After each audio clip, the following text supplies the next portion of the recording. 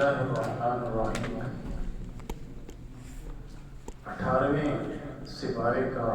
آغاز اور اس کا اختتام ہوا ہے الحمدللہ۔ آغاز میں ہی اللہ تعالیٰ نے اہل ایمان کا ذکر کیا ہے اور ان کی کچھ نشانیاں اور ان کا ٹھکانہ بیان کیا ہے۔ اللہ تعالیٰ فرماتے ہیں کامیاب ہو گئے وہ لوگ، یعنی وہ مومن کہ جنہوں نے اپنی نمازوں میں خشوع اور خضوع یعنی عاجزی اختیار کی، انکساری اختیار کی، جنہوں نے اپنی زبانوں کو فالتو لغو باتوں سے محفوظ رکھا، جو زکوٰۃ ادا کرتے رہے، جو امانتوں اور وعدوں کی پاسداری کرتے رہے، جو اپنی نمازوں کی حفاظت کرتے رہے اور اپنی عفت یعنی پاک دامنی کا خیال رکھتے رہے۔ اللہ تعالیٰ فرماتے ہیں یہ صاحب ایمان لوگ ہیں اور ان کا جو ٹھکانہ ہے وہ جنت الفردوس ہے۔ پھر اس کے بعد اللہ تعالیٰ نے قوم نوح کا ذکر کیا ہے کہ جس کا تذکرہ میں گزشتہ دروس میں آپ کے سامنے کر چکا ہوں کہ نوح علیہ السلام نے بڑی طویل عرصہ انہیں تبلیغ کی، وہ نہ مانے، پھر آخر اللہ نے پانی کا عذاب بھیج کر اس قوم کو تباہ کیا۔ پھر قوم سمود کا ذکر ہے، اس کا بھی میں تذکرہ کر چکا ہوں۔ قوم سمود کو بھی بہت زیادہ سمجھایا گیا، دعوت توحید دی گئی، لیکن وہ نہ سمجھے تھے، آخر اللہ نے چیخ کا عذاب ان پر اتارا اور انہیں نیست و نابود کر دیا۔ پھر اس کے بعد اللہ رب العالمین نے جو ہے وہ ذکر کیا ہے ایسے لوگوں کے بارے میں کہ جو یہ کہتے ہیں کہ ہم بلا وجہ پیدا کیے گئے ہیں، یہ لوگ بلا وجہ پیدا کیے گئے ہیں، ان کا کوئی مقصد نہیں ہے پیدائش کا۔ تو اللہ تعالیٰ کہتے ہیں کہ کچھ لوگ یہ گمان کرتے ہیں کہ ہم نے ان کو بغیر وجہ کے پیدا کر دیا ہے، جبکہ انسان کی تخلیق کی جو وجہ ہے وہ اللہ کی عبادت ہے، اس کی بندگی ہے۔ بلا وجہ اللہ نے دنیا میں کوئی چیز نہیں پیدا کی، انسان تو دور کی بات ہے، کوئی پتھر، کوئی حجر، کوئی درخت، کوئی مٹی، کوئی پانی تک اللہ نے بغیر وجہ کے لیے پیدا کیا۔ ہر چیز کی پیدائش کا کوئی نہ کوئی مقصد ہے۔ تو اللہ تعالیٰ فرماتے ہیں کہ یہ لوگ کہتے ہیں کہ ہم مر جائیں گے اور دوبارہ ہم زندہ نہیں ہو پائیں گے، جبکہ اللہ تعالیٰ جو ہے وہ انسانوں کو مارے گا، یعنی موت دے گا اور دوبارہ انہیں اپنی زندگی دے کر اپنی بارگاہ میں انہیں پیش کرے گا اور انہیں اپنے کیے ہوئے اعمال کا حساب دینا ہوگا۔ پھر آگے اللہ تعالیٰ نے سورہ النور میں اس چیز کا ذکر کیا ہے کہ اگر شادی شدہ یا غیر شادی شدہ جوڑا بدکاری کرتا ہے تو اس کی سزا کیا ہے۔ اگر تو غیر شادی شدہ ہے یعنی ان کی شادی نہیں ہوئی، تو اگر وہ ایسا جوڑا ہے جو غیر شادی شدہ ہے لیکن بدکاری کرتے ہوئے پکڑا جاتا ہے تو اس کی جو سزا ہے وہ 100 کوڑے ہیں، اسے 100 کوڑے سزا ہونی چاہیے۔ پھر اگر کوئی ایسا ہے کہ جو شادی شدہ ہے لیکن شادی شدہ ہونے کے باوجود وہ یعنی بدکاری یا زنا کا مرتکب ہوتا ہے تو اس کی جو سزا ہے اس جوڑے کی وہ سنسار ہے، یعنی اسے گاڑ کر زمین میں پتھر مار کر اس کو موت کے گھاٹ اتار دینا ہے۔ پھر اس کے بعد اللہ تعالیٰ نے پاک دامنہ یعنی مومنہ عورت پر جو کوئی تہمت لگائے، الزام لگائے اور بغیر کسی وجہ کے، بغیر کسی ثبوت کے الزام لگاتا ہے تو اللہ تعالیٰ نے اس کا بیان کیا ہے۔ اللہ تعالیٰ فرماتے ہیں اگر کوئی شخص پاک دامنہ عورت پر تہمت لگائے تو اس کو چاہیے کہ وہ 4 گواہ پیش کرے۔ اگر وہ 4 گواہ نہیں پیش کر سکتا تو پھر اسے 80 کوڑے مارے جائیں، کیونکہ وہ جھوٹا ہے۔ اور پھر مستقبل میں یعنی آئندہ کبھی بھی کسی بھی معاملے میں ایسے شخص کی کوئی گواہی بھی قبول نہ کی جائے۔ اس کے بعد اللہ تعالیٰ نے ایک ایسے واقعے کا، ایک ایسی چیز کا ذکر کیا ہے کہ جس کا تعلق شوہر اور بیوی کے درمیان ہے، یعنی اگر مرد اپنی بیوی کو کسی کے ساتھ یا کہیں بھی برائی کرتا ہوا دیکھ لے تو چونکہ مرد کو اختیار دیا ہے اللہ نے کہ وہ اس کو سزا دے سکتا ہے، لیکن یہاں اللہ نے سزا دینے سے پہلے مرد کو کہا کہ آپ گواہ لاؤ، اور چونکہ مرد ایک غیرت مند ہوتا ہے وہ تو گواہ جو ہے وہ ضروری نہیں ہے کہ اس موقع پر کوئی اور بھی دیکھ رہا ہو، لیکن اگر مرد یہ جانتا ہے کہ میری بیوی میں یہ خامی ہے اور میں نے دیکھ لی ہے تو ایسی صورتوں میں اسے 5 قسمیں اٹھانی ہوں گی۔ اگر اس کے پاس گواہ نہیں ہے تو 5 قسمیں اٹھائے گا، 4 قسمیں وہ اس طرح اٹھائے گا کہ میں اللہ کی قسم اٹھاتا ہوں اس نے یہ کام کیا ہے، یہ 4 قسمیں اس طرح اٹھائے گا، اور 5ویں قسم اس طرح اٹھائے گا کہ اگر میں جھوٹا ہوں تو مجھ پر اللہ کی لعنت ہو۔ اور اسی طرح بیوی اس کا دفاع کرے گی، کہے گی کہ میں 4 دفعہ قسم اٹھا کے کہے گی کہ میں نے یہ کام نہیں کیا، اگر میں نے کیا ہے تو 5ویں دفعہ قسم اٹھا کے کہے گی کہ اللہ مجھ پر لعنت کرے، یہ نہیں کہ اللہ کی لعنت کا مستحق میں بن جاؤں۔ تو اللہ تعالیٰ کہتے ہیں کہ اگر شوہر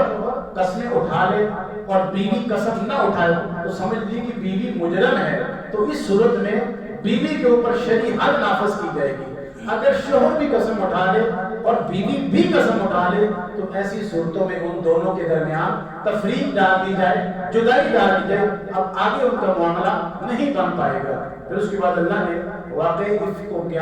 بیان کیا ہے۔ یہ وہ واقعہ ہے کہ نبی کریم صلی اللہ علیہ وسلم جو ہے وہ اپنے صحابہ کرام کے ہمراہ ایک غزوہ سے واپسی پر آ رہے تھے، تو مدینہ کے قریب نبی کریم صلی اللہ علیہ وسلم نے پڑاؤ ڈالا، یعنی وہاں کچھ دیر کے لیے آپ ٹھہرے رکے ہیں۔ تو جب صبح کا وقت ہوا تو وہ قافلہ اپنی منزل کی جانب چل پڑتا ہے۔ تو جب قافلہ چلتا ہے تو چلنے سے پہلے ام المؤمنین سیدہ عائشہ صدیقہ رضی اللہ تعالی عنہا قضائے حاجت کی نیت سے تھوڑا دور چلی جاتی ہیں۔ جب وہاں سے واپس آتی ہیں تو انہیں خبر یہ ہوتی ہے کہ ان کی جو گلے میں ہار تھا یا کہیں بھی ہار تھا وہ گر گیا ہے اور وہ گم ہو گیا ہے۔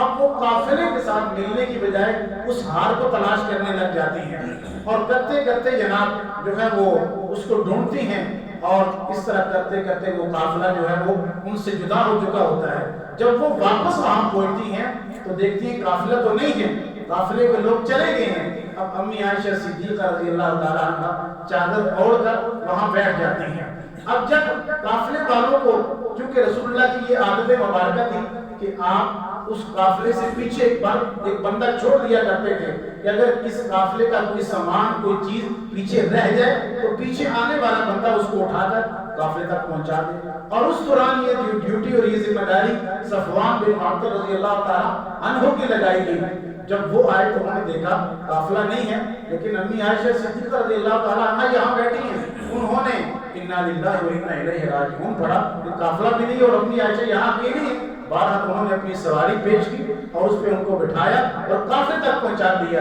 لیکن رسول اللہ تک اور قافلے تک امی عائشہ کے پہنچنے سے پہلے ہی عبداللہ بن ابی جو منافقین کا سردار تھا، اس نے امی عائشہ صدیقہ رضی اللہ تعالی عنہا کے بارے میں بدکرداری کی افواہ پھیلا دی کہ نعوذ باللہ انہوں نے کوئی ایسا عمل کر دیا ہے کہ جو ان کی شایان شان نہیں، برائی کا ارتکاب کر دیا ہے۔ اور اس زد میں کئی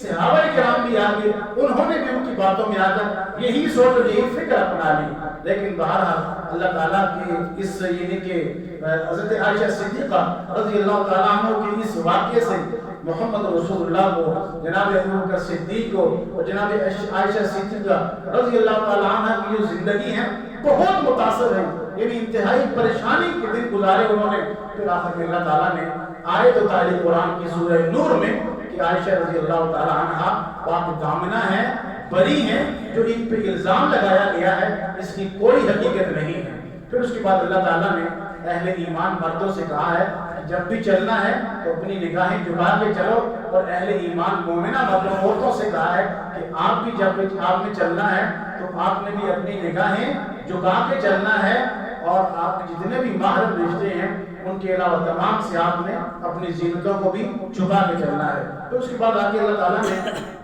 شادی کرنے کا ایک فائدہ بیان کیا۔ کچھ لوگ کہتے ہیں نا کہ بھائی ہمارے پاس کام کاج نہیں ہے، جب تک کام کاج نہیں ہوگا تو ہم شادی نہیں کریں گے۔ تو اللہ تعالیٰ کہتے ہیں کہ شادی شدہ جو ہے آپ کو شادی کرنے کا حکم دیا گیا ہے، شادی کیجیے، اس لیے کہ اللہ تعالیٰ فرماتے ہیں اگر تم فقیر ہو تو اس نکاح کی وجہ سے میں تمہیں غنی کر ڈالوں گا، تمہیں مال دے ڈالوں گا۔ لہذا اس حوالے سے شادی میں تاخیر نہیں کرنی چاہیے کہ ابھی پاؤں پہ نہیں کھڑے، یا ابھی مال پیسہ نہیں ہے، یا ابھی کاروبار نہیں ہے۔ نہیں، آپ اللہ پہ توکل کر کے شادی کا فریضہ اپنی عمر میں سر انجام دے دینا چاہیے۔ آپ کی جو فقیری ہے اس کو اللہ تعالیٰ جو ہے وہ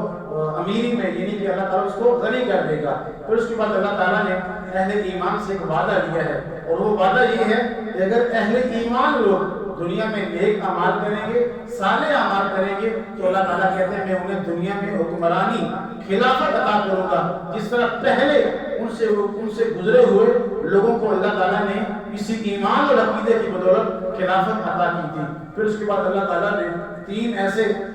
اوقات بیان کیے ہیں کہ جن وقتوں میں کسی کے گھر نہیں جانا چاہیے۔ جو کہ ہمارے یہاں یہ ہوتا ہے نا اکثر جب بھی جی اٹھے ہم چلے جاتے ہیں کسی کے گھر تو اللہ تعالیٰ نے 3 اوقات بیان کیے ہیں، ان 3 وقتوں میں کسی کے گھر نہیں جانا۔ ایک وقت کون سا ہے؟ عشاء کی نماز کے بعد، یہ خلوت کا آرام اور سکون کا وقت ہے،